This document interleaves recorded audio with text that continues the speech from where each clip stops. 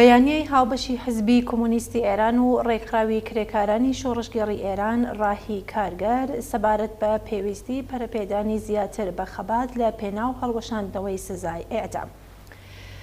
کۆماری ئیسلامی لەو پەڕی داماوی لە بەرامبەر ئاخێزی شۆڕشگەڕانی خەڵکدا هەروە خەریکە درێژە بە سیاسەتی ئێعدامکردنی زیندانیانی سیاسی ئەدات.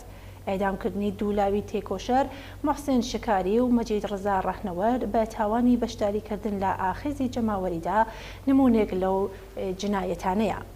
ئەم جنایەتە دەوڵەتیە قین و بێزاریەکی بەرینی لە نێو خەڵکدا هەڵخڕاند و ئێستا درۆشمەکانی هەڵوەشاندنەوەی سزای ئێعدام ڕاپەڕین لە دژی ئێعدام دەبێ ڕابگیرێت بە شێوەیەکی بەرین دەوترێتەوە. ڕژیمی جنایەتکاری کۆماری ئیسلامی سزای ئێعدامی وەک توندوتیژی ڕێکخراو بۆ لە نێوبردننی نەیارانی سیاسی، ناڕازیانی مەدەنی و قوربانیانی خەسارە کۆمەڵایەتیەکانی نظامی سەرمایەداری بەکارهێناوە. سزای ئێعدام لە هەمان سەرەتای بەدەسەڵات گەیشتنی کۆماری ئیسلامیەوە تا ئێستا یەکێک لە پایەکانی حاکمیەتی ڕژیم بووە. ئەم جنایەتە سەرەتا بە ئێعدامی بێمحاکمەی سەرانی ڕژیمی پاشایەتی کە دەست بەسەر و لە زیندانەکانی ڕژیمی ئیسلامی تازە بەدەسەڵات گەیشتوودا بوون دەستی پێکردو بە خێرایی پەرەیستان بۆ ئێعدامکردنی تێکۆشەران و نەیارانی ڕژیم. دەست بەسەرکرانی سەر لە نوێ و دوای ئێعدامکردنی دەیان کەسایەتی بەرچاوی زیندانی لە زیندانەکانی ساواکدا کە بە ڕاپەڕینی خەڵک ئازاد کرابوون لە بەهاری ساڵی 58 هەتاوی دەستی پێکرد.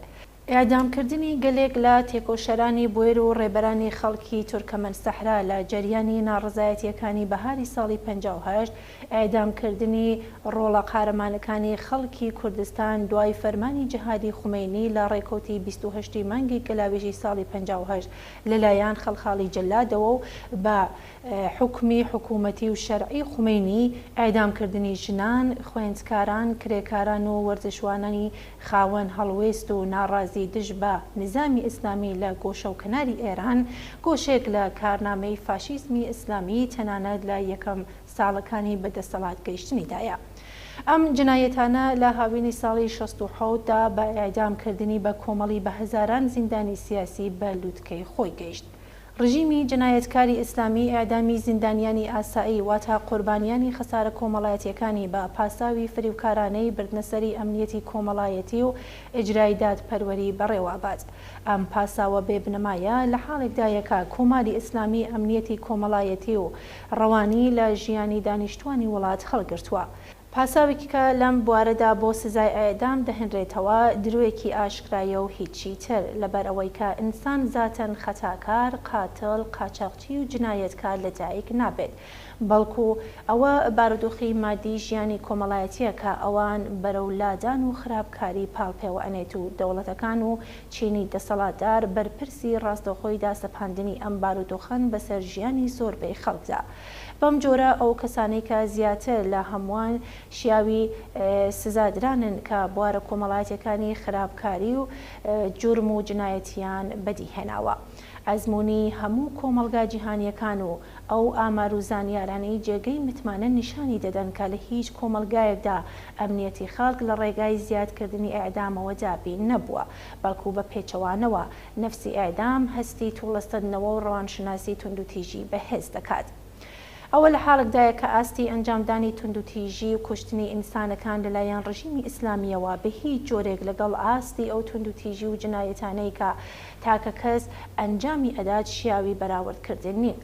ئاستی بڵاوبوونەوەی مادەی هۆشبەر لە کاناڵی مافیەکانی ژێر کۆنتڕۆلی سوپای پاسداران و دەستگا ئەمنیەتەکانی کۆماری ئیسلامیەوە بە هیچ شێوەیەک لەگەڵ قەبارەی چالاکی قاچاقچیانی تاکە کەسیدا بەراورد ناکرێت.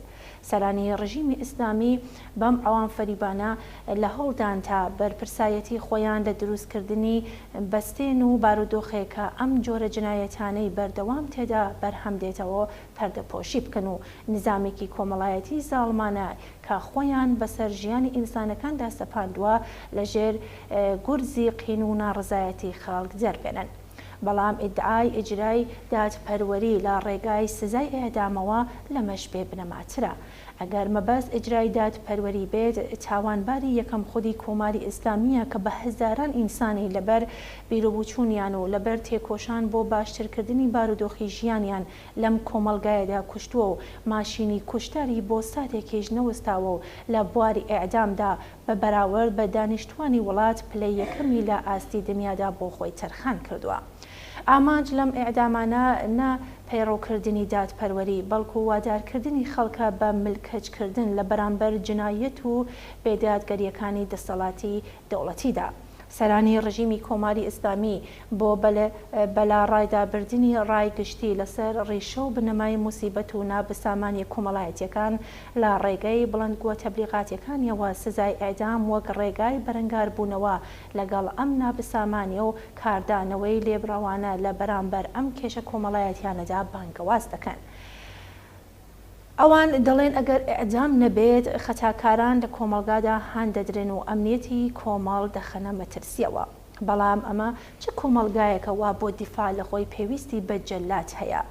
ئەم ئیدعایە لە حاڵێکدا مەترح دەکرێت کە بە پێی تەجروبەی عینی لە وڵاتی وەک وڵاتانی ئەوروپایی کە سزای ئێعدام تیاندا هەڵوەشاوەتەوە گزیکاری و تاوانکاری زیادی نەکردووە، بەڵکو بە بەراورد لەگەڵ ئامریکا کەمیشی کردووە. بە پێی توێژینەوەی کارناسانی کاروباری کۆمەڵایەتی هیچ ئامارێکی بەڵگەمەند و دیاردێکی جێمتمانە بوونی نییە کە نیشانی بدات لە ڕێگەی ئێعدامەوە دەکرێت بەربەم جۆرە گزیکاریە بکرێت. بە پێچەوانەوە ئەم توێژەوانە دەری دەخەنکە لە کۆمەلگایەکدا کە کلێنی نێوان هەژاری و سەروەت قوڵتر دەبێتەوە و نظامی ئابووری دەبێتە هۆکاری هەژارتربوونی بەشی زۆری خەڵکو و هاوکاتیش کەڵەکەبوونی سروەتێکی زۆر لە دەست گروپێکی بچووکدا ئەم بارودۆخە دەبێتە هۆکاری پەرەسەندنی جورم و جنایەت. لە ڕاستیدا ئەوە خودی نظامی سەرمایەداری و نظامی گەندەڵی پێکهاتوو لە سەرمایەداریەکە جۆر و بڕی تاوانێکی کە سزای بۆ دیاری دەکرێت بەرهەم و دیسان بەرهەم دێنێتەوە. ئەزمموی مێژوویش ئەم ڕاستیە دەسەلمێنێت کە بەشێک لە وڵاتانی پێشکەوتی سەرمایەداری لەوێدا کە خەباتی کرێکاری و خەڵکی ئازادی خواست کۆمەڵێک چاسازی کۆمەڵایەتی و بەرنامەی ڕفاهی بەسەر دەوڵەتا سەپاندووە، ئاستی تاوانکاری بە شێوێکی بەرچاو کەم بووەتەوە. پاشەکشەکردن بە کۆماری ئیسلامی لە دەرکردن و ئیجرای حکمی ئێعدام و ڕێخستنی ناڕزایەتی جەماوەری لە نێخۆ و لە دەروەی وڵات ئیمکان پەزیرە. بە پەرەدان بە ناڕزایەتی بەم ڕژیمە نیشان بدەین کە دەورانی ئینسان خواردن بەسەرچووە تا کاتێکە سزای ئێعدام لە ئارادا بێت و زیندانی سیاسی بوونی هەبێت. هەڵوەشاندنەوەی سزای ئێعدام و دفاع لە ئازادی زیندانی سیاسی، دفاع لە مافی هەموو بێبەشانی ئەم کۆمەلگایە، مافی ڕەوایی بێبەشانی ئەم وڵاتەیە تا بتوانن ئازادانە کۆبوونەوە بکەن، مانگرتن بکەن، ناڕزایەتی دەرببڕن، ڕیزەکانیان یەکگرتوو بکەن و ڕێکی بخەن بەبێ ئەوەی کە دەست بەسەر بوون ئەشکەنجە و کوشتار لە زیندانەکاندا هەڕەشیان لێ بکات.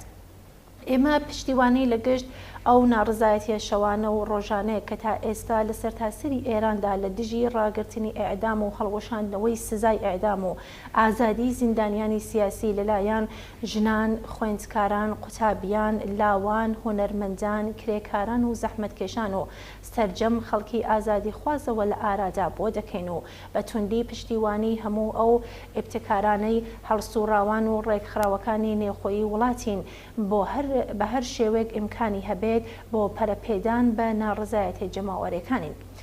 وەرن ڕۆژی سی مانگی سەرماوز و شەوی یەڵدا ئەم درێژترین شەوی ساڵ و ئەم سونەتە باستانیە بکەینە شەوێکی لەبیر نەکراوە بۆەوە بیرهێنانەوەی یادی گیانبەخ کردوانی ئەم بزوتنەوە شۆڕشگێڕانەیە، بیکەینە شەوی تێکۆشان لە پێناو ئازادی زیندانیانی سیاسی و هەڵوەشاندنەوەی سزای ئێعدام. ئێمە بنەماڵەی تێکۆشەرانی زیندانی بانگەواز دەکەین تا بە ڕاگەیاندنی باشکرای ناوی ئازیزانی ژێرمەترسی ئێعدامی خۆیان ئەو ئیمکانە فراهەم بکەن کە دەرچوونی هەر حکمێکی ئێعدام بێتە کارزارێکی بەهێز و سەراسەری لە ئاستی وڵات و دنیادا بۆ ڕاگررتنی ئەحکامی ئێعدام. ماشینی ئەشکەنجە، زیندان و ئێعدامی ڕژیم دەکرێت و دەبێ بەهێزی یەکگرتوانەی جەماوەری لە نێوخۆ و لە دەرەوەی وڵات ڕابگیرێت. هەیەتی ئیجرایی ڕێکخراوی کرێکارانی شۆڕشگەری ئێران ڕاهی کارگەر حزبی کۆمۆنیستی ئێران چوارشەمە 23 سەرماوەزی 1401 تاوی بەرامبەر لەگەڵ 14 دسامبری 2022 زاینی.